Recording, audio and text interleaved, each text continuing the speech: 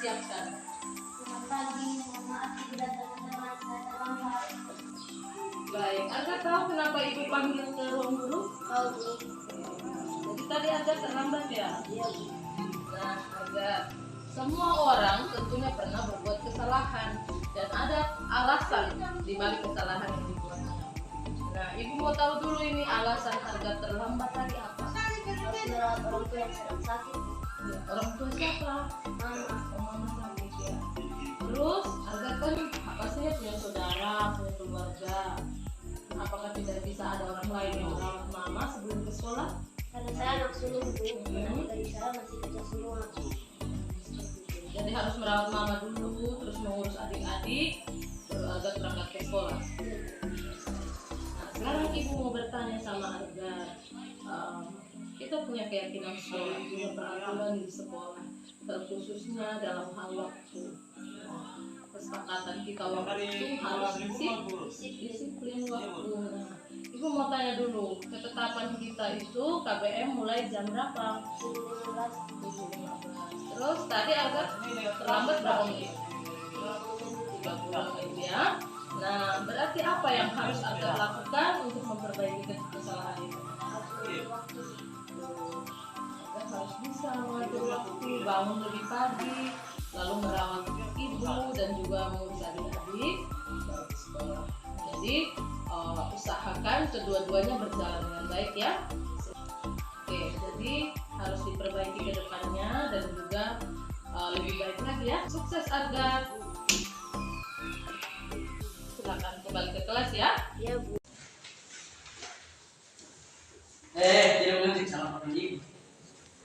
Jangan macam-macam kamu. Ibu.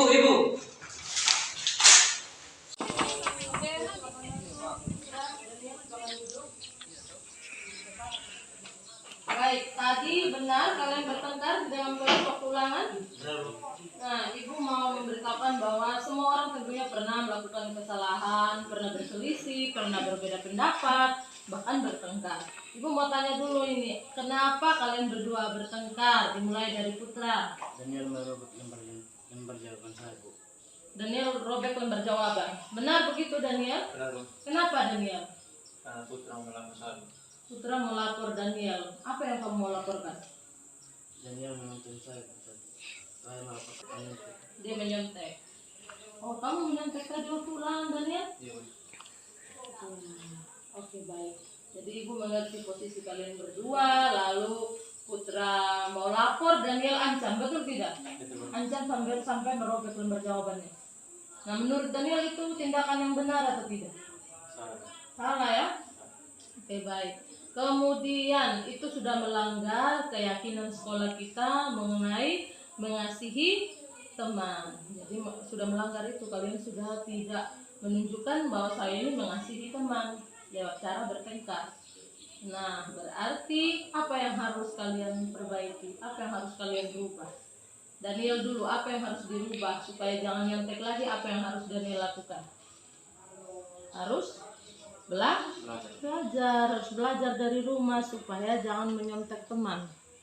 Kemudian emosinya atau amarahnya harus distabilkan dan tidak boleh mengancam. Ya, tidak boleh berbuat kasar kepada teman. Kemudian menurut Putra, apa yang menjadi kebutuhan Putra sekarang? Kertas lembar jawaban maksudnya ya. Oke. Putra membutuhkan lembar jawaban yang baru untuk dia mengerjakan soal. Bagaimana menurut Daniel, apa yang harus Daniel lakukan? Ya, harus mengganti sebagai bentuk tanggung jawab terhadap kesalahan yang dibuat. Nah, Putra, kalau Daniel sudah menggantikan lembar jawaban Putra, apakah sudah cukup? Belum. Apa yang harus dilakukan? Ya, kalian harus saling meminta maaf dan saling berdamai ya. Oke, silakan lembar jawaban barunya diberikan ke Putra. Oke, baik. Kemudian silakan Daniel minta maaf. Terima kasih ya, kalian sudah merubah sikap dan kedepannya lebih baik lagi, jadi anak-anak yang sukses ya. Silakan kembali ke kelas. Yang terhormat Bapak Kepala Sekolah SMP Negeri 5 Tanah Ribu, yang terhormat Ibu Wakil Kepala Sekolah SMP Negeri 5 Tanaribu, yang saya hormati Bapak Ibu Guru yang hadir pada hari ini. Pertama-tama patut kita mengucap syukur kepada Tuhan karena atas penyertaannya sehingga kita dapat berkumpul di tempat ini dalam rangka mengikuti kegiatan diseminasi budaya positif. Mengawali kegiatan kita hari ini, kita menyanyikan lagu Indonesia Raya. Hadirin dimohon berdiri. Waktu dan kesempatan saya berikan kepada Dirjen.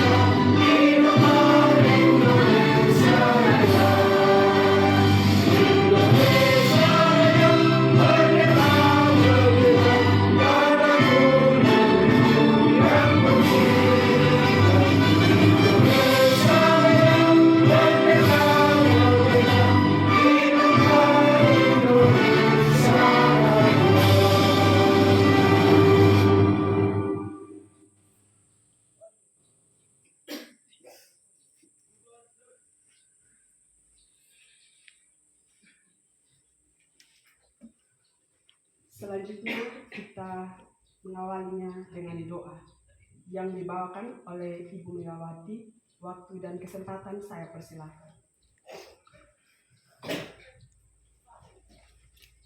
Memulai acara kita, mari kita berdoa dan izinkan saya untuk berdoa menurut agama saya, Kristen Protestan. Mari kita berdoa.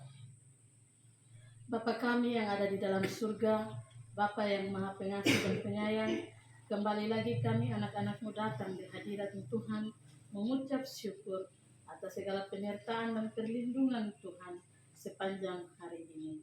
Tuhan sudah mengumpulkan kami di tempat ini untuk melaksanakan kegiatan kami ya Tuhan. Sebelum kami memulainya Tuhan, biarlah Bapa sendiri yang selalu menolong kami. Berikan kami hikmat, kekuatan, kemampuan di dalam kami mengikuti kegiatan ini. Biarlah kegiatan kami ini boleh berjalan dengan lancar dan ya Tuhan. Pimpin dan sertai kami ya Bapa dari awal hingga pada akhirnya. Sehingga apapun yang kami terima, apapun yang kami dengar Tuhan boleh menjadi berkat di dalam kami melaksanakan tugas dan pekerjaan kami. Bapa di dalam surga, masih banyak yang kami pinta di hadirat-Mu Tuhan, tapi sebelum kami mengutarakan satu persatu, biarlah Tuhan sendiri yang selalu mau menolong dan mau melengkapi itu semua. Inilah doa dan permohonan kami, sempurnakan permintaan kami, hanya di dalam nama Tuhan Yesus Kristus, Juru Selamat dan Pelepas kami. Kami sudah berdoa kepada Bapa di surga. Amin.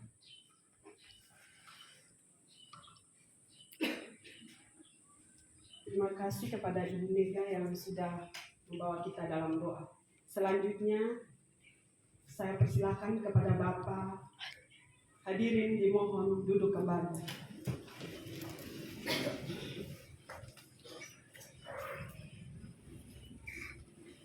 Selanjutnya, saya persilakan kepada Bapak Kepala Sekolah SMP Negeri 5 Tanaribu untuk membuka kegiatan diseminasi budaya positif.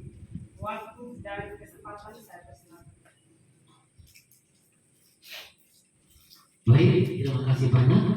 Yang saya hormati Ibu Waksek SMP Negeri 5 Tanarigu, yang saya hormati pula dan saya cintai serta saya banggakan Bapak Ibu guru SMP Negeri 5 Tanarigu, dan juga kepada Bapak Ibu pegawai yang sempat mengambil bagian dalam kegiatan kita pada saat ini. Tentunya pertama-tama kita patut syukur kehadiran Tuhan karena perkenannya sehingga hari ini dengan cara Tuhan sendiri mengizinkan kita untuk menikmati kehidupan baru di hari ini, dan bahkan kita boleh melaksanakan apa yang menjadi kesepakatan kita melalui kegiatan aksi nyata diseminasi budaya positif yang nanti akan dibawakan oleh Ibu Kurniati Adat SPD. Baik Bapak Ibu yang terkasih, tentunya kita juga patut mengucap syukur atau berterima kasih kepada dunia pendidikan pemerintah dalam hal ini dari pendidikan tingkat pusat yang sudah melihat selama ini, mungkin yang berdasarkan evaluasi barangkali, berdasarkan asesmen barangkali, sehingga muncullah yang namanya nama-nama baru seperti sekarang yang lagi marak itu guru penggerak, dan bahkan ada lagi guru apa itu profesional, dan bahkan masih ada nama-nama lain lagi mungkin belum sempat kita bicarakan di hari ini, yang tergantung semua nanti dari Ibu Kurniati dalam proses pendidikan selama 9 tahun, 9 bulan maksud saya, bisa memberikan mengimplementasikan kepada kita semua. Baik Bapak Ibu, keluarga besar Korps SMP Negeri 5 Tanarigu, diseminasi budaya positif saya buka dengan resmi atas seizin Tuhan.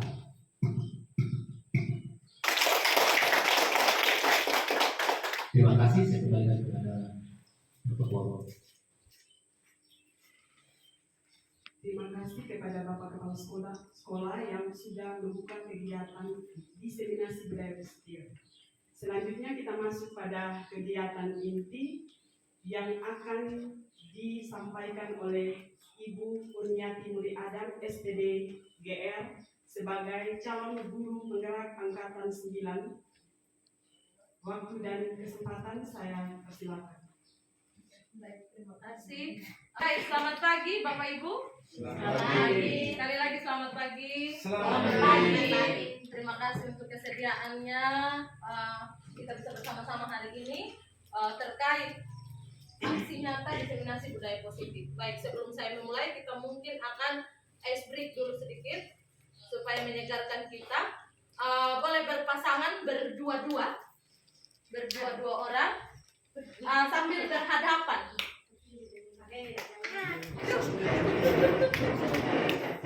Sambil berhadapan, ya, pastikan ada satu. Teman-teman bilang renggangkan, jadi tangannya dijauhkan. 2, rekatkan. Rekatkan itu mendekat tapi belum mendekat. 3, langsung tangkap. Jadi kita akan tahu siapa yang konsen dan tidak, ya. 1, rekatkan.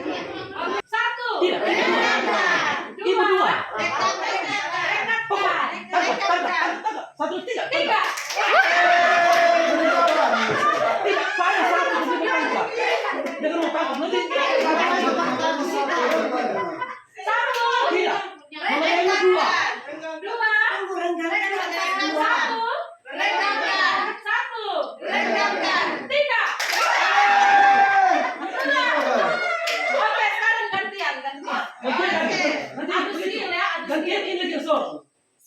Oke, 1,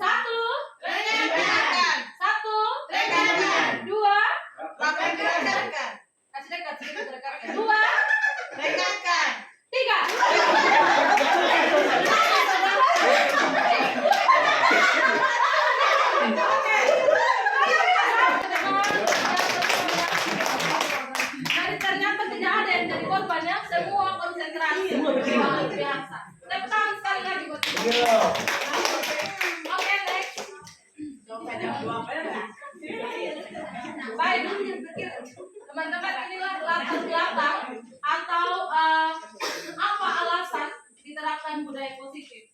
Jadi kita bisa melihat di sini bahwa penerapan budaya positif di sekolah diharapkan mampu menjadi jawaban dari permasalahan pendidikan karakter yang telah digalakkan oleh pemerintah dewasa ini. Jadi budaya positif diharapkan juga dapat mengajak seluruh elemen atau bagian dalam sekolah untuk bersatu padu dalam menuntun murid kepada kebahagiaan yang sejati.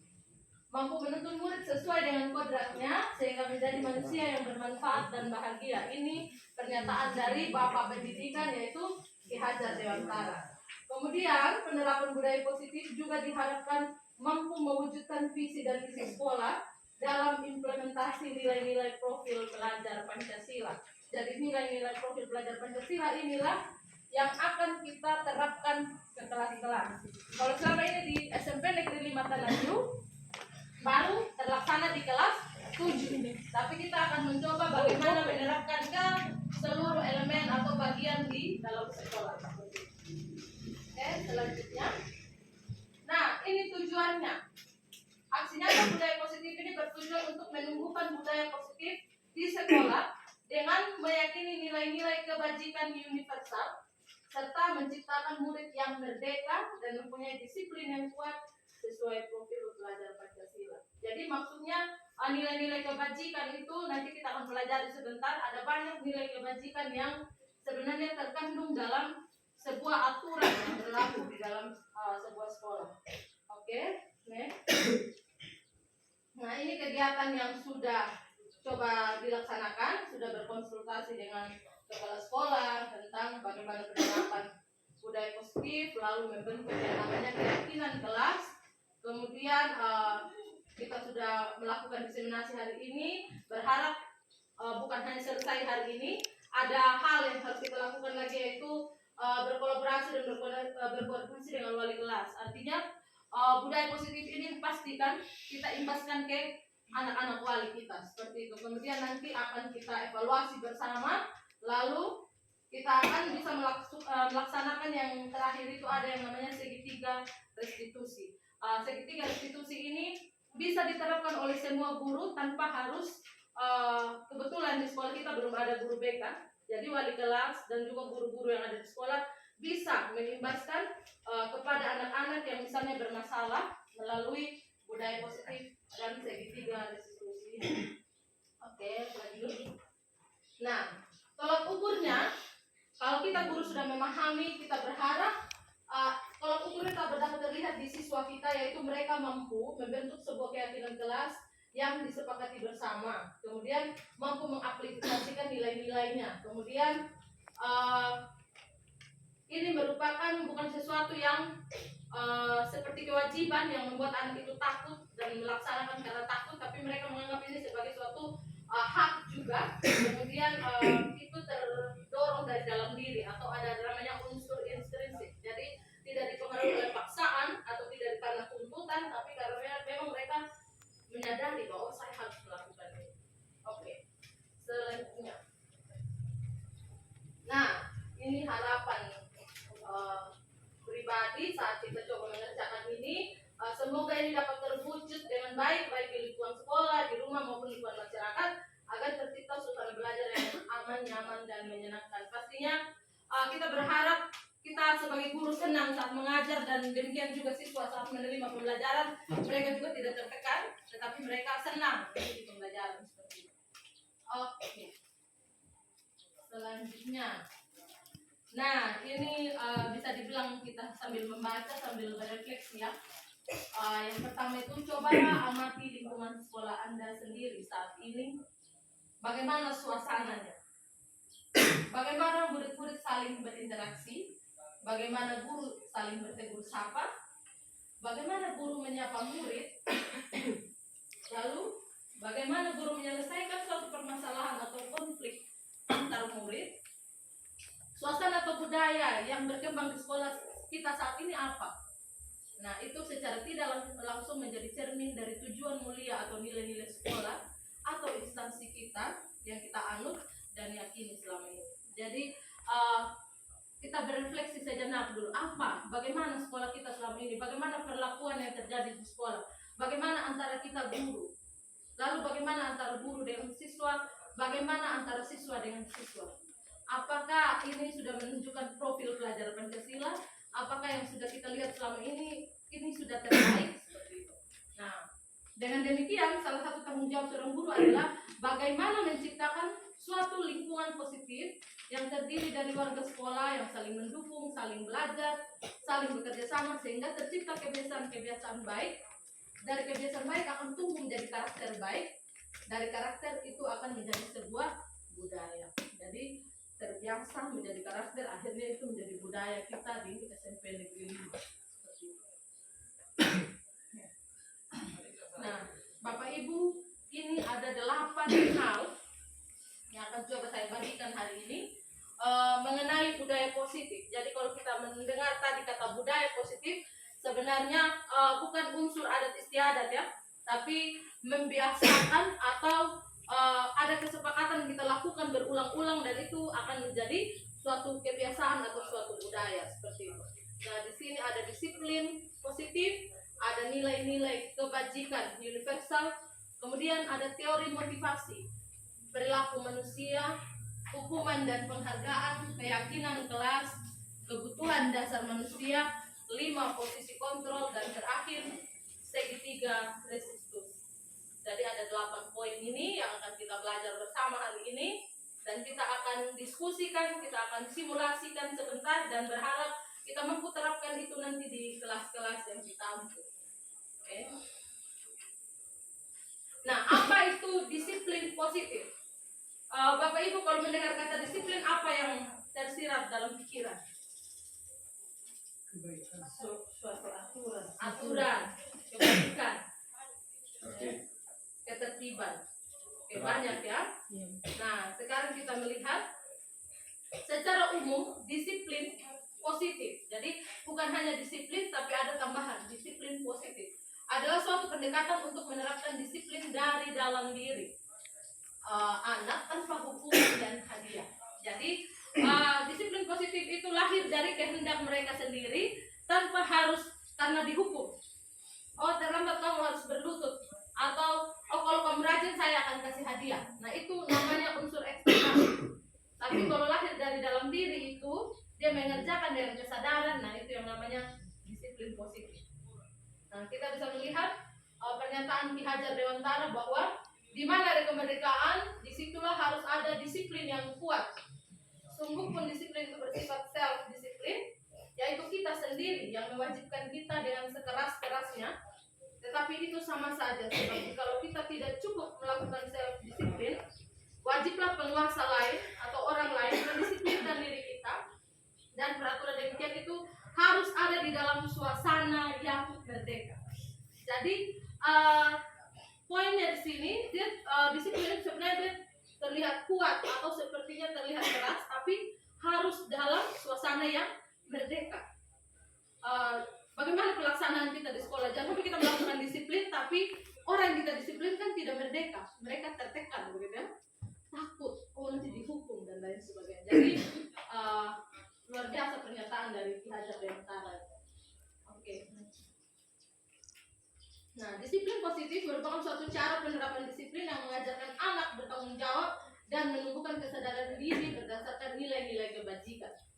Kemudian lebih ke arah disiplin diri yang dapat mengontrol diri dalam melakukan segala tindakan. Disiplin diri dapat membuat murid memahami dan menyadari berdasarkan motivasi internal, bukan akibat paksaan, ujian, atau hukuman. Oke, next.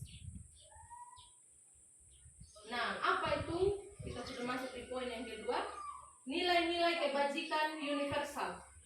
Berarti nilai-nilai kebajikan yang kita sudah sepakati bersama, terlepas dari suku bangsa, agama maupun latar belakang. Nilai-nilai ini merupakan payung besar dari sikap dan perilaku kita, atau nilai merupakan fondasi kita berperilaku. Nah, salah satunya kebajikan yang ingin dicapai oleh setiap anak Indonesia yang kita kenal dengan profil pelajar Pancasila. Jadi profil pelajar Pancasila ini ada 6 nilai yang terbuat di dalamnya. Jadi mungkin kita mendengar kata Pancasila, pikiran kita terjurus pada sila-sila Pancasila gitu. Tapi sebenarnya ada nilai kalau kita belajar Pancasila yang memang ada kaitannya juga dengan Pancasila, tetapi ada hal-hal yang lebih ditekankan di dalam, yaitu yang pertama beriman dan bertakwa kepada Tuhan Yang Maha Esa dan berakhlak mulia. Yang kedua mandiri, yang ketiga bernalar kritis, yang keempat kebinekaan global, yang kelima bergotong royong, yang keenam kreatif. Jadi nilai-nilai inilah yang akan kita terapkan atau kita imbaskan kepada anak-anak kita. Oke, baik.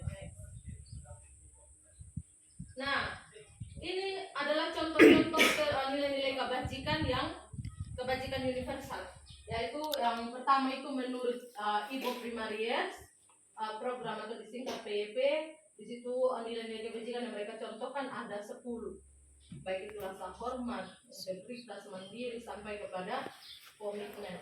Kemudian ada 9 pilar karakter menurut Indonesian Heritage Foundation atau IHF, mulai dari cinta Tuhan dan segenap ciptaannya sampai kepada toleransi, kedamaian, dan kesatuan. Jadi inilah nilai-nilai kebajikan yang terkandung di dalam suatu aturan atau suatu kesepakatan yang kita buat. Oke, selanjutnya. Nah, kita masuk di poin yang ketiga sekarang, motivasi perilaku manusia. Motivasi perilaku manusia ini terdiri atas 3. Yang pertama, seseorang bertindak atau berbuat itu karena apa? Karena dia mau menghindari ketidaknyamanan atau hukuman. Nah, jadi itu motivasi yang membuat dia mau melakukan sesuatu. Motivasi ini bersifat eksternal. Ini adalah tingkat terendah dari motivasi perilaku manusia. Biasanya orang yang motivasi perilakunya untuk menghindari hukuman atau ketidaknyamanan akan bertanya, apa yang akan terjadi apabila saya tidak melakukannya? Jadi motivasi yang pertama ini adalah orang yang tidak nyaman karena apa? Takut dihukum, atau tidak nyaman karena misalnya orang lain buat dan dia tidak. Jadi dia buat saja tapi bukan dari dalam diri. Dia hanya buat berdasarkan faktor luar gitu. Oke, itu yang pertama. Yang kedua, yang pertama tadi itu dikatakan motivasi yang paling rendah ya, karena hanya takut hukuman, takut aturan. Yang kedua, dia termotivasi untuk melakukan sesuatu untuk mendapatkan imbalan atau penghargaan dari orang lain. Nah, jadi orang dengan motivasi ini akan bertanya, apa yang akan saya dapatkan apabila saya melakukan ini? Mereka melakukan sebuah tindakan untuk mendapatkan pujian dari orang lain yang menurut mereka penting dan mereka letakkan dalam dunia berkualitas mereka. Jadi orang-orang ini, kalau kita orang Sumba katakan makan puji. Semakin dipuji dia akan semakin berkualitas, tapi satu kali tidak dipuji dia akan down atau dia akan berhenti sampai di situ. Jadi kalau tidak dapat imbalan dia akan mencibir, dia akan berhenti, dia tidak mau lagi lakukan. Nah, itu motivasi eksternal yang kedua. Kemudian yang ketiga, nah ini yang paling disarankan ya. Next. Iya. Nah, ini untuk menjadi orang yang mereka inginkan dan menghargai diri sendiri dengan nilai-nilai yang mereka percaya. Ini motivasi yang paling baik ya. Nah, orang dengan motivasi ini akan bertanya, akan menjadi seperti apa saya lakukannya? Dia lihat dalam dirinya. Mereka melakukan sesuatu karena nilai-nilai yang mereka yakini dan hargai. Ini adalah motivasi yang akan membuat seseorang memiliki disiplin positif, karena motivasi berperilakunya bersifat internal, bukan eksternal. Jadi motivasi ini dia akan bertahan lama, sekalipun mungkin di sekitarnya tidak melakukan. Dia akan tetap melakukan karena dia percaya itu nilai dirinya. Oh, saya berkualitas, oh saya bagus, oh saya baik. Dan dia akan tetap melakukan itu sekalipun di sekitarnya tidak melakukan. Jadi ini motivasi dari dalam diri yang sangat bagus apabila kita miliki. Oke. Nah, sekarang ini ada beberapa hal. Saya mau bertanya dulu teman-teman, mana yang hukuman, mana yang konsekuensi. Mulai dari, silakan siapa saja boleh berpendapat. Misalnya, tapi kita boleh angkat tangan baru berpendapat ya. Misalnya kotak pertama menurut saya ini hukuman karena alasannya apa? Ada beberapa kotak ini. Silakan siapa yang mau memulai terlebih dahulu. Sorry. Oke, Pak Isto silakan. Menggantikan kertas tugas teman yang telah dicoret-coret itu konsekuensi. Oke, yang ini ya, teman-teman. Betul. Tepuk tangan dulu untuk Pak Isto. Jadi menggantikan kertas tugas teman yang telah dicoret-coret itu adalah konsekuensi. Selanjutnya siapa lagi? Ibu Endang, silakan. Membersihkan coretan yang dibuat di meja tulis itu termasuk konsekuensi. Iya, betul sekali. Tepuk tangan untuk Ibu Endang. Silakan yang lain pendapat yang hukuman yang mana ya? Saya Silakan Bapak. berjemur di lapangan basket pukul 12.00 siang karena mengobrol dengan teman hukuman. Ya, betul. Itu hukumannya. Hukuman fisik. Tepuk tangan dulu untuk Bapak.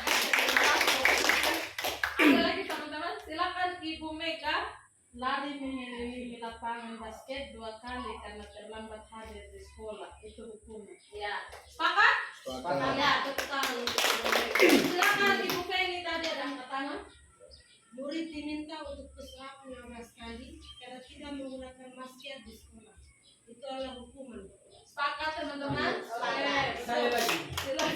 mencatat 100 kali di dalam buku kalimat saya tidak akan terlambat lagi kalau terlambat di sekolah konsekuensi. Oke, menurut Bapak kepala Saya- sekolah, alasan saya, ya, alasannya Kenapa saya bilang konsekuensi?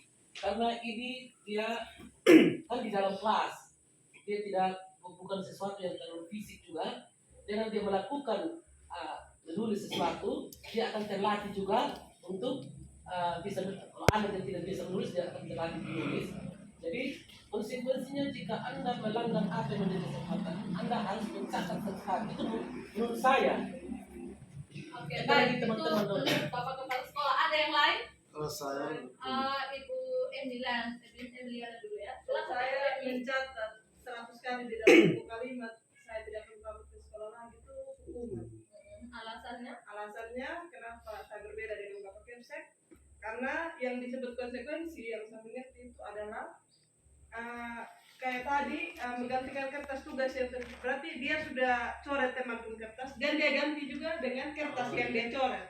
Sedangkan hukuman itu biasanya kayak tidak ada relasinya dengan yang kesalahan yang dibuat oleh siswa. Menurut saya. Maksudnya, Baik. Oke, menurut Pak Isto mungkin berbeda, silakan. Kalau saya juga memilih itu hukuman karena kalau kayak tadi menggantikan kertas tugas teman yang telah dicoret-coret itu kan memang perilaku yang dia buat tidak karena dia sudah melakukan dan itu tidak baik.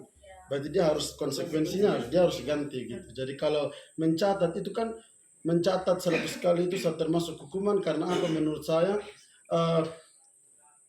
kita belum kalau untuk terlambat ini kan kita belum bisa tahu ini anak terlambat alasannya kenapa.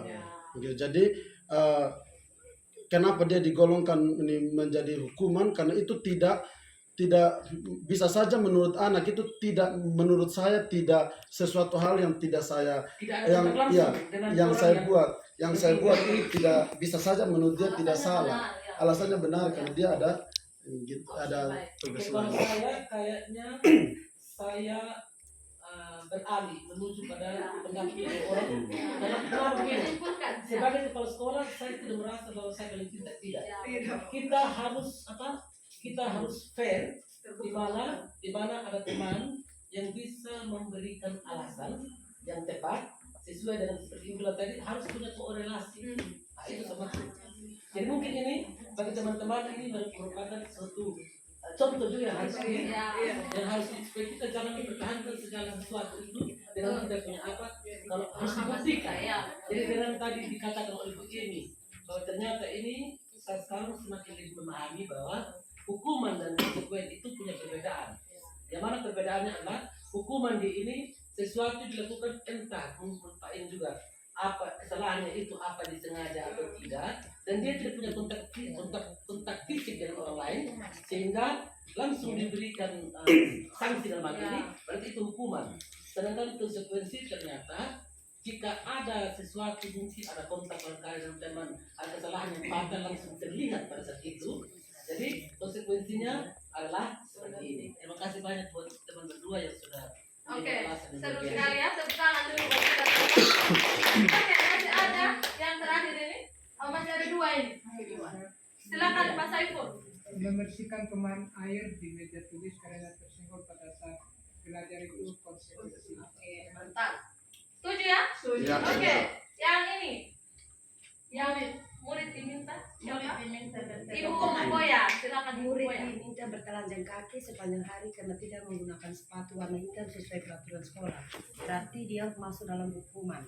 Karena sudah ada aturan sekolah bahwa kita tuh harus menggunakan Ya. sepatu yang seperti itu. Jadi dia hukumannya, teman-teman, karena di situ bertelanjang kaki sepanjang hari itu sudah ke fisik, jadi sudah tidak sesuai lagi seperti itu, bukan konsekuensi. Nah, teman-teman, kita akan belajar lebih lagi kenapa itu hukuman. Jadi banyak sekali yang kotak pertama itu seperti jebakan ya, ada seru di situ kita ya. Tapi sebentar akan ada alasan-alasan kenapa itu hukuman. Baik, Pak Saiful silakan. Nah, ini alasan-alasannya, hukuman, penghargaan, dan nanti terakhir konsekuensi. Jadi hukuman bersifat satu arah dari pihak guru yang memberikan dan murid hanya menerima suatu hukuman tanpa melalui suatu kesepakatan. Jadi seperti yang Pak Isto sampaikan tadi, atau tanpa ada pengarahan dari pihak guru baik sebelum atau sesudahnya. Jadi kasih hukuman sudah biar sudah. Atau mungkin tidak ada kesepakatan sebelumnya. Oke, kalau kamu terlambat, belum pernah dibuat kesepakatan itu. Kemudian langsung diterapkan. Kemudian hukuman yang diberikan bisa berupa fisik maupun psikis. Murid atau anak yang disakiti oleh suatu perbuatan atau kata-kata. Jadi yang membuat anak untuk solusi yang pertama, anak terlambat, pengobatannya atau solusinya bukan melalui dia berjanji di kertas 100 kali, tapi bagaimana dia mengatur waktunya supaya dia datang lebih pagi, seperti itu contohnya ya. Kemudian penghargaan juga, ini tadi penghargaan juga eksternal. Kenapa disinggung di sini? Kita melihat bahwa penghargaan efektif jika kita menginginkan seseorang melakukan sesuatu yang kita inginkan dalam jangka waktu pendek. Seandainya kita memberikan penghargaan tertentu kepada seseorang dalam jangka waktu yang pendek, namun dia tidak akan efektif jika kita menggunakan penghargaan lagi dan lagi, maka orang tersebut akan bergantung pada penghargaan yang kita berikan serta kehilangan motivasi dari dalam. Ketika seorang diberi penghargaan atau dipuji dengan di depan orang banyak, maka yang lain akan merasa iri dan sebagian dari mereka akan tidak menyukai orang yang diberikan penghargaan tersebut.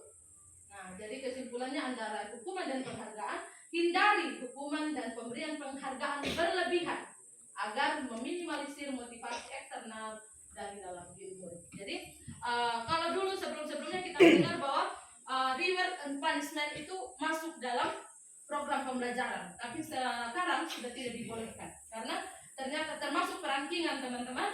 Bapak Ibu, kenapa sudah tidak dibolehkan lagi? Karena itu membuat yang mendapatkan ranking itu bahasanya kita sendiri dia berkepala besar. Lalu teman-teman yang tidak, dia merasa bahwa dia kurang, dia tidak bisa. Akhirnya untuk memotivasi dirinya untuk juga belajar lebih terhambat. Karena apa ya, sudahlah ada dia yang bisa. Sudahlah biar dia saja. Nah, jadi penghargaan juga sebenarnya tidak dibolehkan lagi. Kalau memuji atau memberikan pujian boleh, atau mungkin penghargaan sekali-sekali boleh, tapi jangan berlebihan di situ ya, jangan berlebihan. Oke, baik. Kita akan lihat konsekuensi. Konsekuensi sudah terencana atau sudah disepakati, sudah dibahas dan disetujui oleh murid dan guru. Umumnya bentuk-bentuk konsekuensi dibuat oleh pihak guru dan murid sudah mengetahui sebelum konsekuensinya yang akan diterima bila ada pelanggaran. Misalnya ini, setelah 3 kali tugasnya tidak diselesaikan pada batas waktu yang diberikan, atau murid melakukan kegiatan di luar kegiatan pembelajaran, misalnya mengobrol, maka murid tersebut kehilangan waktu bermain dan harus menyelesaikan tugas karena ketertinggalannya. Contohnya, dia ulangan, dia cerita atau dia asik mengobrol, akhirnya dia tidak kerjakan ulangannya, waktu mengumpulkan sudah habis waktu, dia belum. Maka konsekuensinya dia tidak bisa istirahat, dia harus mengerjakan ulangannya. Nah, itu contohnya. Jadi kenapa yang 100 kali menulis terlambat itu bukan konsekuensi, teman-teman, karena dia tidak disepakati dari awal, kemudian tidak direncana, dan itu tiba-tiba lalu tidak ada tindak lanjutnya seperti apa. Oke, next. Nah, kita masuk ke poin yang kelima, keyakinan kelas. Mungkin kita sudah buat selama ini dan kita bilang itu kesepakatan kelas. Namun sebentar kita akan juga simulasi sebaiknya bagaimana untuk membuat sebuah keyakinan kelas. Di dalam keyakinan kelas itu harus ada nilai-nilai kebijakan universal yang terkandung. Sehingga nilai itu disebut keyakinan. Kemudian nilai-nilai yang telah disepakati secara tersirat dan tersurat lepas dari latar belakang, suku, negara, bahasa, dan agama. Lalu kebajikan lebih menekankan kepada motivasi seorang dari dalam. Seseorang akan lebih tergerak dan bersemangat untuk menjalankan keyakinannya daripada hanya sekedar mengikuti serangkaian peraturan tertulis tanpa makna. Jadi kalau kita lihat di gambar itu ada kolaborasi antara guru dan siswa. Untuk membentuk satu keyakinan, dia melibatkan murid.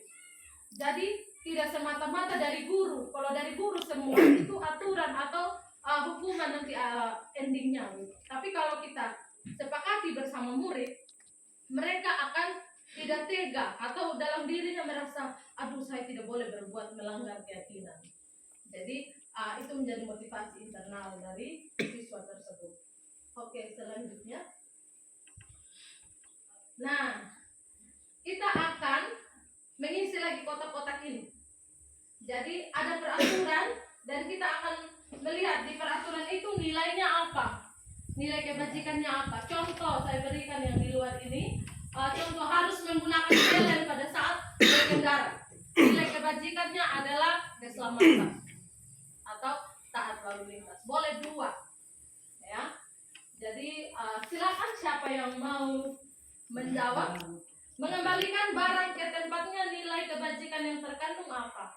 Tanggung jawab. Oke. Tanggung jawab, disiplin. Oke, sepakat ya.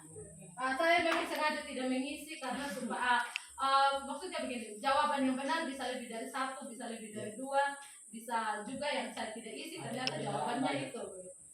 Oke, baik. Dilarang mengganggu orang lain. Toleransi, apa lagi? Keamanan. Kenyamanan. Apa lagi?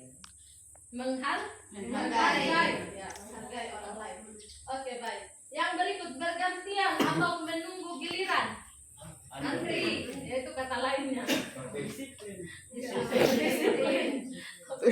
Nilai yang terkandung ya. Kan biasa di sini kalau makan harus Ya, jadi apa tadi disiplin ya. Masuk juga menghargai orang lain. Ya. Jadi dia tidak egois. Saya harus di depan, tidak. Tapi dia menghargai orang lain. Oke, jadi ini seputar pengantar saja ada 3, tapi sebenarnya banyak sekali contoh yang kita bisa simpulkan. Maksudnya supaya kita paham nilai kebajikan yang terkandung ini, inilah yang akan kita buat dia menjadi sebuah keyakinan. Oke, next. Nah, ada prosedurnya. Yang pertama itu mempersilahkan warga sekolah atau murid-murid di kelas kita untuk bercurah pendapat tentang peraturan yang perlu disepakati di sekolah. Jadi nanti teman-teman ini jadi PR kita bersama, terkhususnya wali-wali kelas. Nanti kita akan sepakati, boleh juga guru-guru mapel. Kita akan bikin keyakinan khusus misalnya mata pelajaran kita. Nanti kalau selama ini kita buat baik anak-anak ini peraturan kita selama ini mulai 1, 2 dan seterusnya. Nanti kita akan buat di kelas bersama anak-anak. Jadi nanti mungkin kita bisa kasih mereka kertas HPS saja, kita bisa bagi-bagi, lalu mereka tuliskan. Ayo anak-anak di kelasnya 7A, peraturan apa yang mau kita buat bersama dan kita sepakati bersama. Nanti itu akan menjadi keyakinan kelas kita. Jadi anak-anak akan berpendapat sebanyak-banyaknya. Nanti boleh kita tempelkan di papan, lalu kita kumpulkan. Mana ini yang sama, kita jadikan 1 poin misalnya. Jadi misalnya batas 10 ya keyakinan di kelas kita. Jadi ada 10 keyakinan. Kita akan kembali lagi kita bacakan, sepakati, lalu kita tempel sudah di kelas menjadi keyakinan kelas kita. Seperti itu. Kemudian saya pertanyaan sedikit. Iya, silakan Pak. Ini kalau di sebelum ini kan prosedur, sebelum kita buat suatu kesepakatan yang pada akhirnya menjadi sebuah keyakinan, apakah kita guru di kelas atau di kelas seperti ini, dia pertama menawarkan dulu permasalahan sehingga siswa itu bisa kasih tahu, oh kita bersepakat ini, jika ini apakah itu atau ya seperti itu Bapak. Jadi dalam hal di sekolah kita kan dalam hal tepat waktu pastinya kita tawarkan itu. Jika tidak tepat waktu apa anak-anak kita buat ada berapa poin barangkali kita. Jadi nanti akan diubah, dia tidak dengar hukuman, tapi dia akan nanti berganti kata-katanya. Saya harus hadir tepat waktu. Jadi itu nilai kebajikannya. Oke, baik Bapak. Kemudian ini tugas kita yang berikut, mencatat semua masukan dari murid. Kemudian ini sudah saya jelaskan tadi ya. Kemudian nanti kita akan melihat dari curah pendapat dari murid-murid itu mana yang sama. Kita akan kumpul aja satu poin, mana yang paling efektif. Nah, itu kita akan sepakati bersama-sama. Jadi jangan gitu, salah pendapatmu, tidak pakai coret. Tapi kita lihat, oh lebih efektif ini ya nak, oh lebih masuk akal ini ya nak, seperti ini. Kemudian kita akan susun pembentukan itu menjadi keyakinan sekolah. Lalu yang terakhir itu, gantilah kalimat-kalimat yang berbentuk negatif menjadi positif. Jadi kata-kata yang seandainya misalnya jangan menyontek atau jangan membawa HP di sekolah. Jangan menyontek berarti kita bisa bilang kerjakanlah ulangan dengan jujur. Kemudian ya kita yang negatif. Istilahnya sederhana, tidak boleh menggunakan kata jangan. Nah, jangan atau pokoknya yang berbasis suruhan, tidak boleh ini, tidak itu kita ubah menjadi sesuatu yang positif. Menjadi sebuah statement. Ya betul. Oke, next. Nah, kita masuk ke poin yang ke-6. Mau cepat ya, tinggal 2 berarti. Baik, kebutuhan dasar manusia. Kalau kita melihat pada gambar di sini, teman-teman ada 5 kebutuhan dasar manusia dan juga menjadi kebutuhan dasar dari murid-murid kita. Yaitu yang pertama bertahan hidup, penguasaan, kasih sayang dan rasa diterima, kesenangan dan kebebasan. Jadi ini sebenarnya kita butuhkan. Tapi bukan hanya kita, anak-anak kita juga butuhkan ini. Nah, apakah saat kita mengajar, kita sudah mewujudkan kasih sayang dan rasa diterima kepada anak-anak? Jangan sampai kita lihat anak-anak, kamu ini tidak pernah mengerti. Nah, jadi hari ini sama-sama kita belajar, sama-sama kita mencoba untuk sedikit-sedikit kita berubah itu. Karena kita juga mau diterima, kita juga mau diberikan kasih sayang. Demikian juga anak-anak kita. Kemudian kebebasan. Jadi jangan sampai keyakinan atau aturan yang kita buat itu terlalu mengekang anak sehingga mereka belajar sih, tapi karena takut. Bukan karena betul-betul oh ya saya mau tahu lagi pengetahuan yang baru ini, oh saya mau explore lagi, bukan ya. Lalu kesenangan, pastikan dalam pembelajaran kita bersama-sama terus meningkatkan kompetensi diri kita bagaimana supaya anak-anak senang dengan pembelajaran kita. Khususnya pembelajaran yang menakutkan bagi mereka ya, yaitu IPA, matematika, bahasa Inggris, bahasa Indonesia juga kalau banyak wacana, anak-anak sudah pusing duluan. Ya, jadi harus senang. Bagaimana caranya? Ya PR kita buat lagi seperti itu.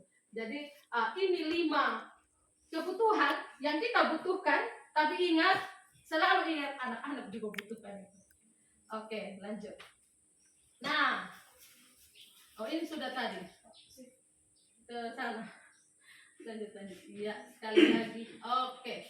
Nah, ini ada seorang ilmuwan namanya Glasser. Dia menyatakan bahwa kapasitas untuk berubah ada di dalam diri kita. Jika kita dapat mengidentifikasi kebutuhan apa yang mendorong perilaku kita, maka perubahan perilaku positif dapat dimulai dengan mencari solusi untuk memenuhi kebutuhan tertentu dengan cara yang positif. Jadi misalnya saat kita menangani anak, kita melihat bahwa anak ini kurang kasih sayang. Kita tahu akarnya dia kurang kasih sayang. Pasti kita akan memberikan perlakuan yang positif kepada anak itu. Tapi kalau kita hanya menindak anak itu berdasarkan aturan-aturan, melanggar aturan tanpa alasan seperti yang Pak Isto katakan tadi, maka hasilnya nanti tidak lagi positif. Hasilnya pasti negatif. Mungkin kita lihat dia taat, tetapi hatinya mungkin dia mendongkol, dia tidak tahu lagi mungkin maki-maki, kita tidak tahu ya. Jadi menurut Glasser ini bahwa kita mampu mengidentifikasi dulu kebutuhannya anak ini apa. Tidak selamanya anak-anak yang nakal itu karena dia nakal memang. Mungkin saja dari rumahnya atau ada di keluarganya dia punya latar belakang seperti apa, kita tidak tahu. Nah, itu yang harus kita identifikasi. Kita tahu dulu, oh kebutuhan, oh berarti dia misalnya terlalu dikekang di rumah dan lain sebagainya. Akhirnya dia berbicara, dia kan takut. Dia disuruh maju presentasi gementar atau mungkin suaranya kayak yang mau menangis. Oh, berarti dia ini identifikasi kebutuhannya adalah kebebasan. Apa yang harus saya lakukan? Jadi kalau kita tahu permasalahan anak itu, tindakan yang kita ambil selalu akan menjadi tindakan yang positif. Oke, selanjutnya posisi kontrol. Jadi kita sudah masuk di poin yang ke-7, posisi kontrol. Nah, ini tadi ada 5 posisi kontrol yang mungkin saja kita lakukan dan ada juga yang belum kita lakukan. Yang pertama penghukum, yang kedua pembuat rasa bersalah. Jadi kata-katanya lemah lembut tapi membuat anak itu galau, rasa bersalah. Yang ketiga teman. Jadi tegur si anak itu, tapi kalau dia tidak buat, ya sudah tidak apa-apa, seperti besti ini. Yang keempat pemantau, jadi hanya memantau saja ini aturan dijalankan atau tidak. Yang kelima manajer. Manajer ini bukan gurunya yang jadi manajer, tapi anak memanajer dirinya sendiri. Berarti nanti kita akan belajar. Oke, next. Penghukum. Nah, seorang penghukum bisa menggunakan hukuman fisik maupun verbal atau kata-kata. Orang-orang menjalankan posisi penghukum senantiasa mengatakan bahwa sekolah memerlukan sistem atau alat yang dapat lebih menekan murid-murid lebih dalam lagi. Guru-guru yang menerapkan posisi penghukum akan berkata, patuhi aturan saya atau awas, kamu selalu saja salah, pasti selalu yang terakhir selesai. Nah, guru seperti ini senantiasa percaya bahwa hanya ada satu cara agar pembelajaran bisa berhasil, yaitu cara diam. Baik itu kekerasan fisik maupun verbal. Nah, mari kita belajar bersama. Jadi ini sesuatu yang memang sesuatu yang dalam hati kita seperti bertentangan Bapak Ibu, tapi saya percaya mari kita coba untuk kita rubah pelan-pelan. Kita akan melihat bagaimana, oh ternyata bagus sekali kalau suatu hal lahir dari dalam diri anak dan mereka terapkan karena kesadaran itu ternyata lebih bagus seperti itu. Baik, selanjutnya. Yang kedua adalah pembuat rasa bersalah atau pembuat rasa bersalah. Pada posisi ini biasanya guru akan bersuara lebih lembut, membuat rasa bersalah. Pembuat rasa bersalah akan menggunakan keheningan yang membuat orang lain merasa tidak nyaman, bersalah atau rendah diri. Kata-kata yang keluar dengan lembut akan seperti, ibu sangat kecewa sekali dengan kamu. Berapa kali Papa harus memberitahu kamu ya? Gimana coba kalau orang tua kamu tahu kamu berbuat begini? Jadi dia ancaman, tapi dia lemah lembut, disampaikannya dengan lembut. Kecewa sekali ibu, kecewa. Jadi, kesannya tidak marah, tapi ternyata itu membuat anak tunduk dan merasa bersalah sekali. Nah, ini biasa sendiri. Kalau saya dikasih ibu, Ya. ada ibu Feni itu. Ya. Oke. Ya. Laki-laki dengan tadi kebetulan. Oke, baik. Di posisi ini murid akan memiliki penilaian diri yang buruk tentang diri mereka sendiri. Kemudian murid merasa tidak berharga dan telah mengecewakan orang-orang yang disayangi. Apalagi kalau wali kelas yang ngomong ya. Misalnya ada kasus terus disampaikan ke wali kelas, lalu wali kelas masuk, tujuannya menasihati anak. Nah, pasti kata-katanya sedikit tidak seperti itu ya. Makanya maksudnya bagus sebenarnya, Ya. tapi tidak boleh. Kenapa? Tidak boleh. Anak akan merasa rendah diri, dia akan merasa mengecewakan orang lain, lalu dia akan membangun tembok antara dia dengan guru. Jadi Dia akan merasa bahwa itu saya bersalah. ya, Tega ya seperti itu. Ya. jadi dia dengan guru akhirnya agak-agak tidak dekat lagi. Oke, baik, next. Ya, yang ketiga teman. Guru pada posisi ini tidak akan menyakiti murid, namun akan tetap berupaya mengontrol murid melalui persuasi, pendekatan persuasi. Ya. Posisi teman pada guru bisa negatif, bisa juga positif. Positif di sini berupa hubungan baik yang terjalin antara guru dan murid. Guru di posisi teman menggunakan hubungan baik dan humor untuk mempengaruhi seseorang. Mereka akan berkata, ayo bantu saya dengan Bapak ya. Kemudian, ayo ingat tidak bantuan Bapak selama ini. Ya sudah, kali ini tidak apa-apa, nanti Ibu bantu bereskan. Jadi dia seperti teman dengan siswa.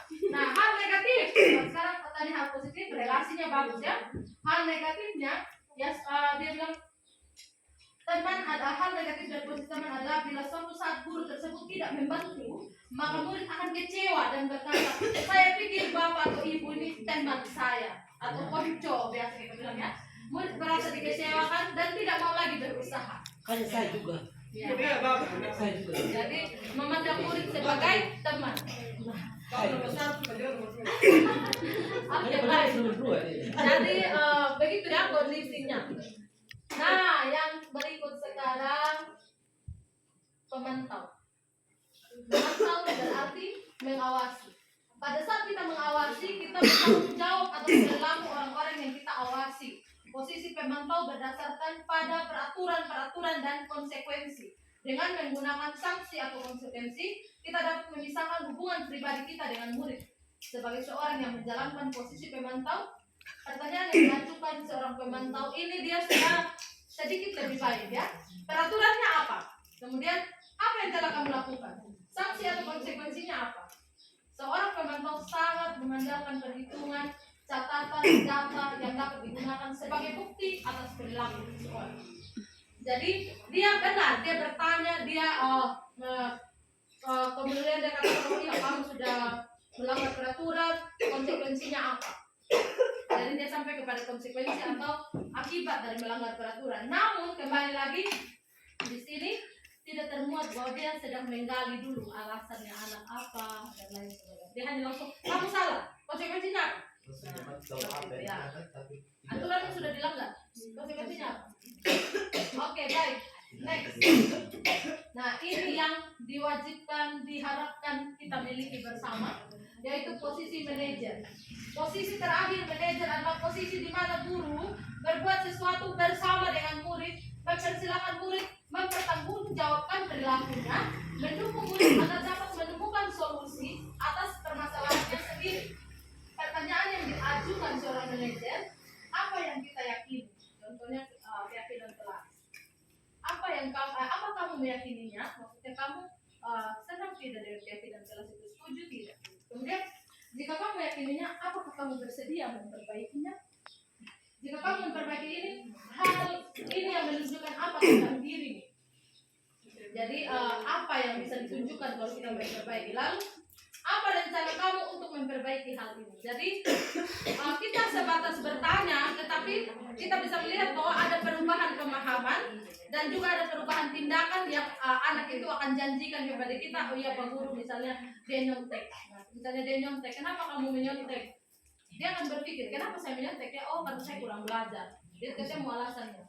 Oh ya saya kurang belajar. Lalu semua orang pasti pernah berbuat salah. Nah, bagaimana menurut kamu? Iya Pak Guru, menurut saya menyontek itu tidak baik. Misalnya. Kemudian apa yang kamu lakukan untuk memperbaikinya? Jadi dia berpikir, oh berarti saya harus belajar sungguh-sungguh.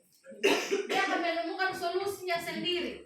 Tanpa kita mulai minggu depan, ibu harus mulai jam 7 sampai jam 9 kamu harus belajar. Ibu akan telepon orang tuamu dan ibu akan pantau terus kamu belajar atau tidak di rumah. Tanpa harus seperti itu ya. Oke, itu dia manajer. Baik teman-teman, kita sudah di terakhir sekarang. Segitiga restitusi. Restitusi adalah proses menciptakan kondisi bagi murid untuk memperbaiki kesalahan mereka sehingga mereka bisa kembali pada kelompok mereka dengan karakter yang lebih kuat. Jadi kuncinya di sini adalah karakter mereka lebih kuat. Misalnya karakternya tadi tidak disiplin. Saat kita melakukan restitusi, dia akan kembali dengan karakter yang disiplin. Nah, melalui pendekatan restitusi kita ketika murid berbuat salah, guru akan menanggapi dengan mengajak murid berefleksi tentang apa yang dapat mereka lakukan untuk memperbaiki kesalahan mereka sehingga mereka menjadi pribadi yang lebih baik dan menghargai diri. Jadi saya ambil karena restitusi ini proses menciptakan kondisi bagi murid. Kalau kita tanya contoh kenapa murid tidak disiplin, contohnya dia malas masuk, kalau guru itu juga jarang masuk, kira-kira ya. Maksudnya itu kan pasti faktor eksternal. Oke, pada semua hal kita di murid. Iya. Baik, terima kasih Ibu Emi. Pertanyaan ini sebenarnya pertanyaan pada itu sama omong sebetulnya. Oke, baik. Jadi nanti akan dikuatkan lagi oleh kepala sekolah. Itu sama omong disebut. Baik. Oke, terima kasih Ibu Emi. Sebenarnya teman-teman, dari keyakinan kelas kita juga akan membuat yang namanya keyakinan sekolah. Kemudian keyakinan sekolah itu dia sebenarnya kita mengarah kepada yang namanya visi dan misi sekolah. Makanya visi dan misi sekolah nanti kita akan revisi bersama. Lalu kita akan sepakati bersama dan kita akan membuat keyakinan juga untuk kita guru. Jadi bukan hanya siswa. Sehingga keyakinan itulah yang akan menjadi panduan kita juga bagaimana guru harus bertindak. Seperti itu. Jadi tidak hanya melulu kita mau supaya kelas kita begini, tapi kita juga guru akan membuat keyakinan. Seperti itu. Jadi nanti sebentar simulasi, setelah kita ada simulasi sebentar, kita juga akan mensimulasikan bagaimana caranya membuat keyakinan khusus guru. Seperti itu. Jadi semoga segala sesuatu kuning-kuningnya nanti akan terjawab, gitu ya, Ibu Emi. Baik, lanjut. Nah, ini langkah atau tahapan segitiga institusi. Yang pertama itu menstabilkan identitas. Artinya kita menguatkan anak itu dulu. Jangan kita membuat dia merasa bersalah. Artinya kita ambil posisi kita seperti anak itu. Jadi menstabilkan identitas artinya kita contoh kalimatnya seperti ini. Semua orang pasti pernah berbuat salah dan ada alasan dari kesalahan yang dibuat. Nah itu menstabilkan identitas. Jadi baru kita bertanya lebih lanjut, apa alasan seperti itu. Jadi kita benar-benar manajer, membuat anak itu dia sendiri memimpin dirinya. Oh saya karena begini. Atau dia bahkan bisa bercerita sesuatu yang kita tidak tahu. Oh ternyata dia masalah di rumahnya, misalnya broken home, kita tidak tahu. Atau mungkin dia yatim, atau mungkin bapaknya di mana dan lain sebagainya, kita tidak tahu. Dan itulah yang akan kita mau gali, menstabilkan identitas. Yang kedua, validasi tindakan yang salah. Nah, bagaimana dengan keyakinan kelas? Nah, kita akan bertanya, menurut kamu yang kamu lakukan ini benar atau salah? Dia harus sendiri memutuskan, oh berarti saya salah ibu, nah, atau saya salah Pak Guru. Lalu kita akan tanyakan, keyakinan apa yang sudah kamu langgar? Kita kan sudah membuat keyakinan kelas. Saya tidak belajar, atau saya tidak menghargai teman-teman. Nah, jadi dia akan menceritakan sendiri. Lalu kita akan gali alasannya. Lalu bagaimana caramu memperbaiki dari dirinya sendiri. Baru kita bisa tulis itu dalam catatan kita seperti buku kontrol dan lain sebagainya. Oke, next. Nah, menstabilkan identitas. Berbuat salah adalah bagian dari proses pembelajaran. Menggeser identitas gagal menjadi sukses. Jadi kadang kita bisa juga berkata begini, ibu juga pernah berbuat salah. Jadi dia tidak akan merasa saya satu-satunya orang yang bersalah di dunia ini. Lalu dia tidak akan merasa bahwa saya sudah gagal, saya tidak bisa, ibu sudah tidak suka dengan saya, atau guru ini sudah tidak suka dengan saya. Tapi dia akan merasa, oh iya, dia akan melihat gambaran. Oh ibu ini saja sudah jadi guru, dia juga pernah melakukan kesalahan yang sama. Tapi akhirnya dia berhasil. Nah saya mau belajar dari dia. Jadi identitasnya yang gagal tadi sudah beralih menjadi identitas yang sukses. Oke, berikut validasi tindakan yang salah. Ini setiap perilaku berupaya untuk memenuhi kebutuhan tertentu. Nah, kadang anak tidak bebas di rumah seperti saya bilang. Akhirnya di sekolah dia seperti liar sekali gitu. Atau misalnya dia di rumah dimarah, dipukul dan lain sebagainya. Akhirnya dia juga mempraktekkan itu di sekolah. Dia bully temannya, dia marah, dia pukul karena seperti itu, kasih sayang tidak dia dapat, kesenangan tidak dia dapat. Jadi dia berusaha untuk memenuhi kebutuhan tertentu, dia akan mencari pelampiasan di mana tidak ada, misalnya tidak ada kontrol dari orang tua. Kemudian yang berikut, menggeser pemikiran stimulus respon menjadi proaktif. Jadi kita harus lebih lihat, oh dia ini kenapa. Kita harus lebih duluan proaktif. Jadi tidak hanya sekedar kita, oh ya kan solusinya begini, tapi kita harus lebih proaktif. Kita menggali apa dia ini, kesalahannya apa, kita cari betul, kita identifikasi betul. Kemudian mengenali dan mengakui kebutuhan murid akan memperbaiki hubungan dengan murid. Jadi kalau kita tahu dia memang dari keluarganya, mungkin latar belakang keluarganya, orang tuanya salah satu sudah tidak ada misalnya, atau mungkin bercerai misalnya, atau mungkin masalah apalah, mungkin orang tuanya terlalu otoriter mungkin. Nah kalau kita sudah tahu itu, kita yang akan menjadi orang tua bagi mereka di sekolah. Bagaimana caranya saya memperbaiki supaya jangan di sekolah juga dia dituntut, dimarah, dan lain sebagainya. Akhirnya dia tidak tahu mau lari kemana. Akhirnya dia cari tempat lain di luar sana, pergaulan yang tidak benar, rusaklah dia. Sekolah tidak menjadi solusi. Seperti itu. Oke. Selanjutnya, hari saat kita mau mendisiplinkan anak atau membimbing anak, disarankan jangan di depan semua guru. Jadi selama ini yang kita buat ternyata melukai hati anak.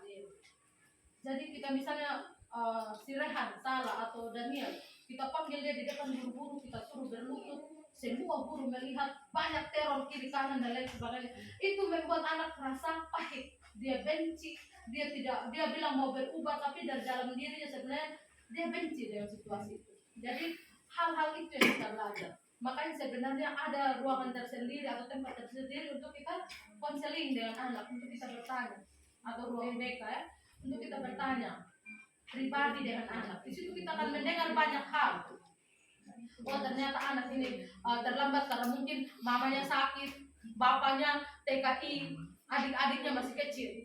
Jadi dia harus rawat mamanya yang sakit, urus adik-adiknya, baru dia berangkat ke sekolah. Nah, kalau kita tidak gali itu, kita akan dulu marah-marah kalau saja yang lambat dan lain sebagainya. Jadi kita simulasi ya teman-teman. Kita akan simulasi dulu. Silakan kita berkumpul 3 orang. 3 orang. Yang benar 3.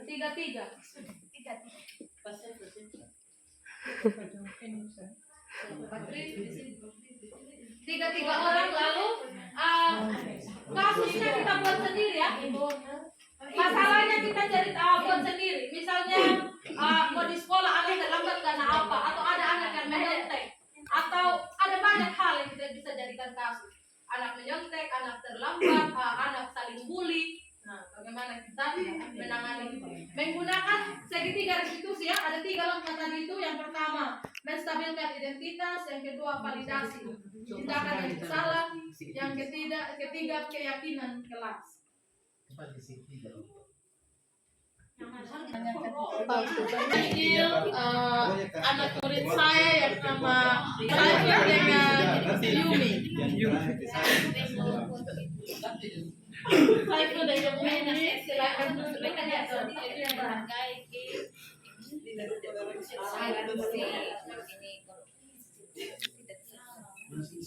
Ini foto apa itu? Jadi pertama itu tanya dulu sama kalian anak-anak, kira-kira kenapa kalian harus dipanggil saat ini? Apakah ada masalah atau tidak yang kalian buat?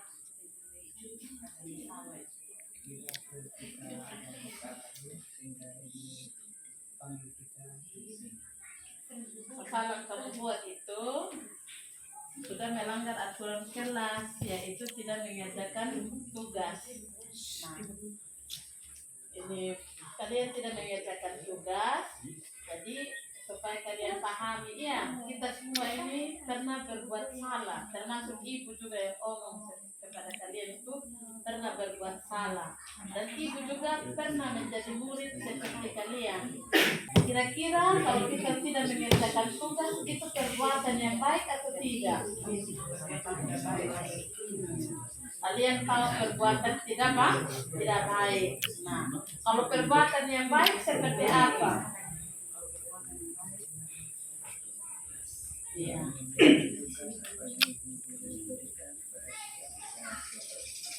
Iya, itu yang baik ya. Jadi ini maksudnya ibu supaya kalian tahu sendiri. Ketika ibu kasih konsekuensi atau hukuman, kalian tahu apa yang kalian perbuat, baik atau tidak, salah atau benar, kalian bisa memisahkan itu, memilahkan itu. Jadi kita semua sudah pernah berbuat salah dan tidak bisa tahu kesalahan apa yang kita buat, dan kita bisa memperbaikinya itu apabila kita mempunyai kesadaran, kita mempunyai keinginan untuk memperbaiki kesalahan kita. Jadi di kemudian hari kalian harus lebih rajin lagi di dalam. Kenapa kalian bisa tidak kerja tugas ini? Maksudnya masalahnya apa sehingga kalian tidak mengerjakan tugas?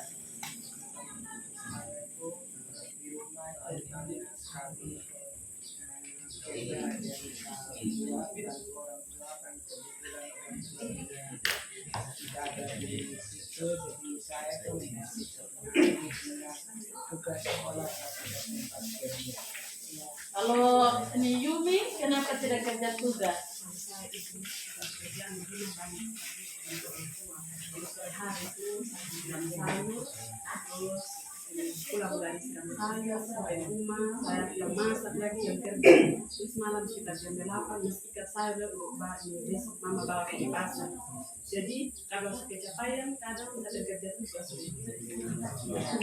Jadi ibu juga dari anak seorang petani, sama juga ibu juga dari keluarga yang tidak mampu.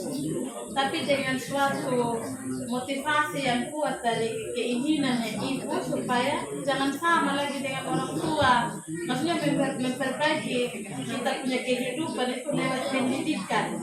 Jadi kita lewat pendidikan kita harus belajar lebih giat lagi. Itu kita ambil. Nah, pagi lagi, jangan kalian bangun pas mau di sekolah contoh jam 7.15 masuk, kalian bangun jam 6. Salah sudah. Kalau bisa bangun lebih awal, sekitar jam 5 kalian sudah bangun, mandi, belajar atau bangun berdoa. Belajar maksimal 1 jam atau setengah jam kalian belajar lagi, mandi baru bantu orang tua mandi dan mungkin itu solusi. Coba kalian memperbaikinya pelan-pelan dulu ya. Jadi terima kasih, semoga kedepannya kalian kerja tugas dengan baik dan untuk semua pelajaran ya. Kasih. Kita dulu. Oke, anak-anak, hari ini kita akan mendengarkan pembacaan puisi dari Yeni. Kita tepuk tangan dulu untuk Yeni. Yeni, silakan baca puisi. Puisi saya berjudul Matahari. Matahari bangkit dari sanubariku menyentuh permukaan samudra raya. Matahari kedua menjadi terang cakrawala.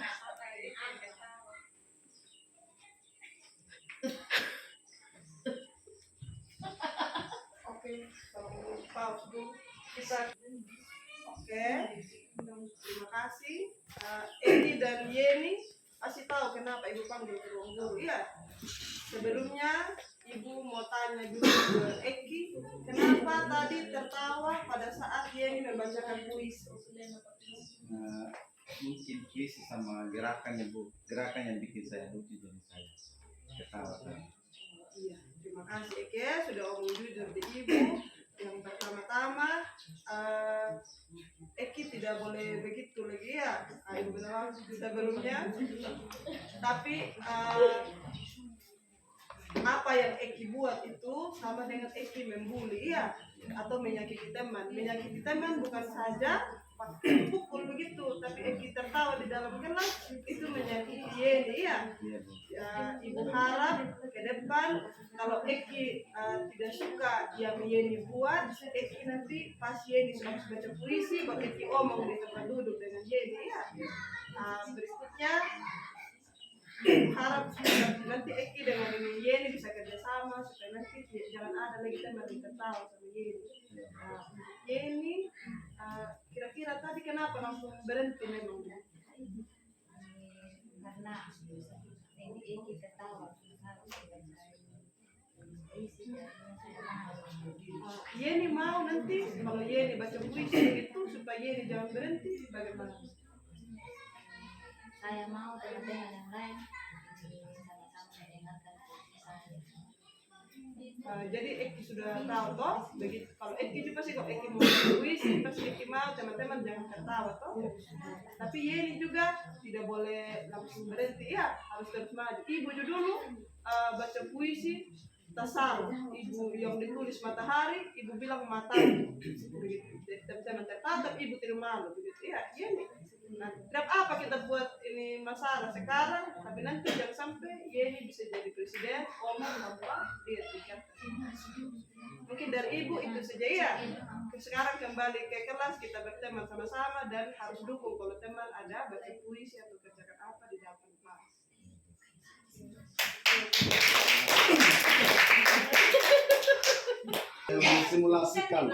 mensimulasikan proses segitiga restitusi tadi. Jadi simulasi ini kejadian terjadi di dalam kelas. Jadi antara dua siswi yang bertengkar karena perkara sesuatu. Jadi guru yang mengajar karena mengganggu proses pembelajaran di kelas, akhirnya guru yang mengajar saat itu mengarahkan mereka untuk bertemu dengan wali kelas di ruang BK. Jadi simulasinya sekarang kita sudah di ruang BK, mereka menuju ke ruang BK. Ya, silakan ini Endang dengan Boya masuk. Kejadian yang kalau berbagi kalian kejadian. Selamat siang. Kalian tahu kenapa Pak Guru panggil kalian di sini? Iya Pak Guru. Iya. Tadi Pak Guru dapat laporan dari salah satu guru yang mengajar di kelas kalian, kalau kalian ini sedang ribut lalu mengganggu proses pembelajaran di kelas. Sekarang sebelum Pak Guru mau tanya alasan kalian masing-masing kenapa kalian berbuat seperti itu, tentunya kalian tahu bahwa perbuatan ini sudah pasti bagaimana? Salah atau benar? Tidak Pak Guru, tidak salah saya. Iya. Begini, kenapa? Ya, sabar nanti Pak Guru mengarahkan dulu. Kenapa mereka mengarahkan kalian ke sini? Tentunya apa yang kalian buat itu salah. Tetapi Pak Guru mau mengingatkan bahwa apa yang kalian buat ini bukan semata-mata hanya kalian yang pernah merasakan. Semua kita pernah merasakan, termasuk Pak Guru juga pernah merasakan hal yang sama, melakukan perbuatan yang salah sehingga dipanggil. Nah sekarang Pak Guru mau tanya alasan satu-satu dulu supaya jelas ini dulu masalahnya bagaimana. Pak Guru tanya dulu ke Boya. Kira-kira kenapa tadi masalahnya sehingga kalian itu dikatakan mengganggu proses pembelajaran di kelas? Begini Pak Guru, tadi kita sudah mulai KBM di kelas. Dia terlambat bagaimana? Mandi ya terus yang terlambat. Hanya sudah sapu khusus sama dia tadi. Betul Sapu tadi. Iya Pak Guru, dia kata-kata saya dengan kata-kata makin Pak Guru, dia makin terus. Mantap. Jadi persoalannya seperti itu. Jadi terlambat Ibu Endang lalu si Boya marah karena merasa Endang ini yang sering terlambat. Nah sekarang Pak Guru mau tanya, perbuatan yang dibuat sama Ibu Endang sama Endang sama Boya, kalian merasa itu sesuatu yang salah atau kalian masih mempertahankan bahwa kalian berdua ini benar? Bagaimana Endang? Iya. Pak Guru juga sering dapat laporan bahwa Endang memang selama ini lambat. Tetapi tidak serta-merta juga Boya langsung dengan caranya sendiri di depan teman-teman di kelas lalu Boya tegur sama Endang. Mungkin Endang tidak terima karena cara tegurnya Boya yang berlebihan. Boya juga tidak terima. Makanya sebaliknya juga Boya tidak terima karena mungkin sering dikasih tahu bahwa Endang ini yang sering lambat. Nah sekarang tentunya kita tidak mungkin menyalahkan orang itu tanpa kita tahu penyebabnya. Sekarang Pak Guru tanya, ini Endang kira-kira kenapa lambat selama ini sehingga dipanggil, sehingga main namanya Endang terus yang Pak Guru dengar selalu dipanggil terlambat. Iya Pak Guru, ini rumah saya jauh sekali Pak Guru. Pak Guru. Bangun tadi 4:30 ya? Iya. Kalau bangun 4:30, kalau bangunnya 4:30 dan pekerjaan apa kira-kira yang sampai menyita waktu sampai dengan jam 7 akhirnya lambat ke sekolah? Itu Pak Guru, di sana kan tidak ada air Pak Guru, jadi saya ambil air dulu. Habis itu saya mandi sama adik saya berangkat ke sekolah dengan mereka. Tidak ada juga yang antar kita Pak Guru, jadi kita jalan dari rumah sana menuju ke sekolah. Kalau mensiasati supaya kondisi ini tidak terulang lagi, kira-kira apa yang harus Endang buat? Dari saya Ya itu. Sekarang Endang sudah menemukan solusinya sendiri. Jadi ketika kalau merasa bangun setengah 5 itu sudah sangat waktunya masih terpakai sampai dengan jam 7. Jadi caranya ya kita menyediakan segala sesuatunya di hari sebelumnya atau di sore hari. Sehingga ketika pagi saya membantu, kita tidak, Pak Guru juga sering membantu orang tua di rumah, tetapi kita tidak mengabaikan juga tugas kita yang lain. Jadi dua-dua ini berjalan. Maka tadi sudah solusinya sudah ada sendiri, bahwa sore hari ambil air, lalu pagi bisa mengerjakan yang lain, lalu bisa lebih awal datang ke sekolah. Nah itu solusinya sudah ditemukan. Sekarang ke Boya. Nah tadi menegur Endang di depan teman-teman. Nah, bagaimana sekarang kalau kondisi yang sama terjadi ke Boya? Apa yang pasti dirasakan? Pertama terus saya harus berubah supaya kalau menegur jangan masuk dengan cara kasar, apalagi dengan main fisik, harus pakai tangan. Mungkin menurut Boya itu hal yang biasa, tetapi kita tidak tahu kondisi yang sedang terjadi di Bu Endang. Dia sudah capek kerja dari rumah, terus tiba-tiba ada teman yang begitu, dia merasa tidak dihargai. Jadi kita sudah menemukan sama-sama, Pak Guru sudah dengar sendiri dari Boya, dari Endang tadi dulu permasalahannya, dan kalian sendiri yang sudah mencari solusinya masing-masing. Jadi tentunya Pak Guru harap kejadian yang sama ini tidak terulang lagi, dan ini menjadi pembelajaran besar juga buat Endang dan Boya supaya ketika menghadapi situasi yang sama seperti ini apa yang saya harus buat. Jadi sudah tahu tadi apa yang saya harus buat. Nah sekarang karena kita sudah mengklirkan masalah ini, sudah selesai, karena tadi sudah sempat pukul-pukulan kalian, maka sekarang coba kalian berdamai di depannya Pak Guru supaya tanda bahwa kalian benar-benar sudah tidak saling sakit hati antara satu dengan lain. Ya, kalau gitu kita kembali ke kalian boleh kembali ke kelas supaya melanjutkan terus pembelajarannya. Terima kasih. Terima kasih Pak. Ini si Pak Guru. Nanti mungkin tindak lanjutnya kita di kelas. Bagaimana kita membuat keyakinan kelas? Nanti boleh guru-guru memulai sudah di kelasnya masing-masing, lalu kalau bisa nanti difasilitasi kertas kartonnya supaya bisa ditempel di kelas menjadi keyakinan kelas. Kemudian mari kita sama-sama coba menerapkan ini segitiga restitusi dalam menyelesaikan masalah seperti itu ya. Oke baik, itu saja yang saya bagikan hari ini. Pelajari lalu bagaimana pematerinya, silakan boleh disampaikan. Silakan Pak Isto. Terima kasih atas kesempatan diberikan. Melihat di pembelajaran kita hari ini, pelajaran kita tentang budaya positif, sudah sangat baik kita pelajari bersama. Tadi informasi disampaikan oleh materi juga cukup mewadai teman-teman untuk punya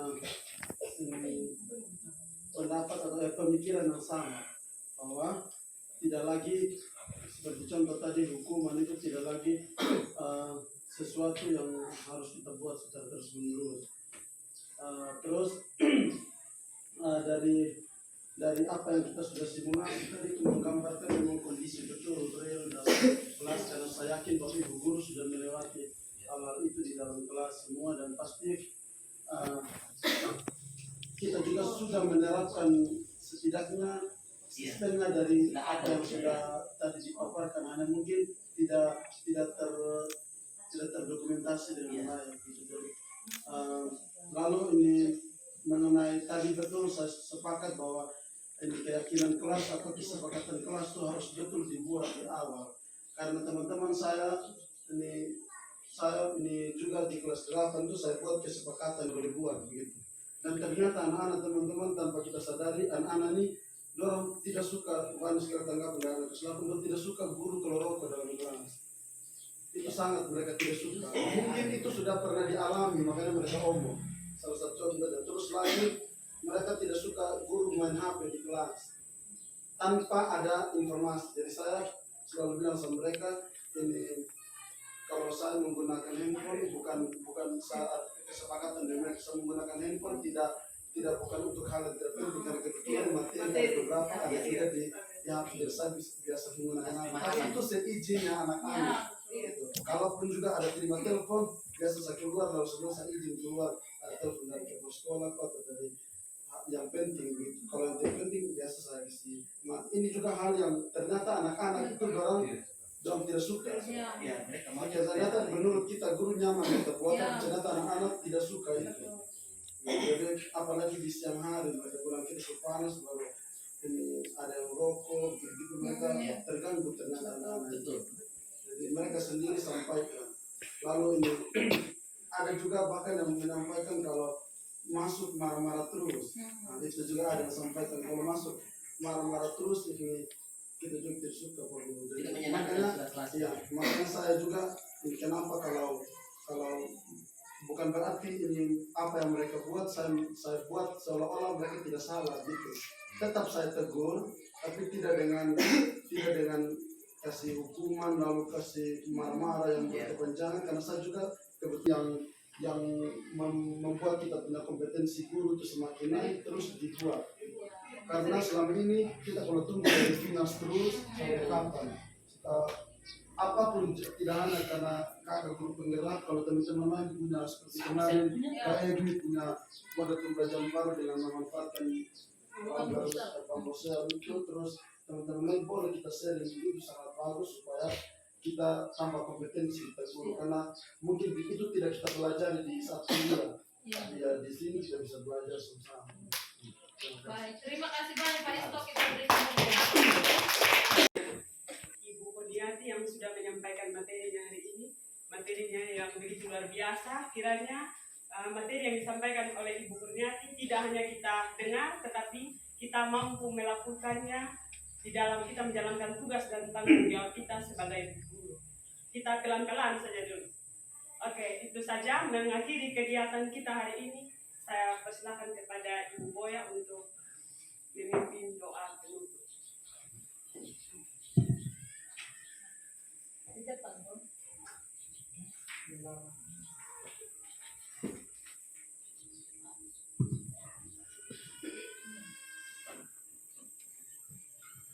Izinkan saya untuk memimpinnya secara agama Kristen Protestan. Mari kita berdoa. Kembali lagi ya Tuhan, kami datang menghadiri takhta-Mu di siang hari ini Bapa. Siapakah kami ini Tuhan?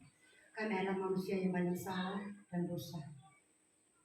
Ya Tuhan, biarlah kegiatan kami hari ini yang telah berlangsung sejak pagi, siang hari ini, biarlah kami artikan dalam kehidupan kami hari lepas hari, terutama Tuhan, kami sebagai pendidik, biarlah ilmu yang telah kami dapat dari Tuhan, kami dapat terapkan dalam kami melakukan segala kegiatan proses belajar mengajar kami. Ya Tuhan, ya Allah Bapa kami, terima kasih untuk segala kasih penyertaan Tuhan yang telah sampai dengan siang hari ini, karena begitu besar cinta kasih-Mu, sampai siang hari ini Engkau masih menuntun kami semua masih dalam keadaan yang sehat. Sebentar Tuhan, kami akan kembali ke rumah tangga kami masing-masing. Kiranya Tuhan tetap senantiasa menyertai kami, jauhkan kami ya Tuhan dari segala yang tidak berkenan di hadapan-Mu. Biarlah kami boleh sampai di rumah tangga kami dalam keadaan yang selamat dan penuh dengan sukacita. Di dalam nama Yesus kami berdoa kepada Bapa di surga. Amin.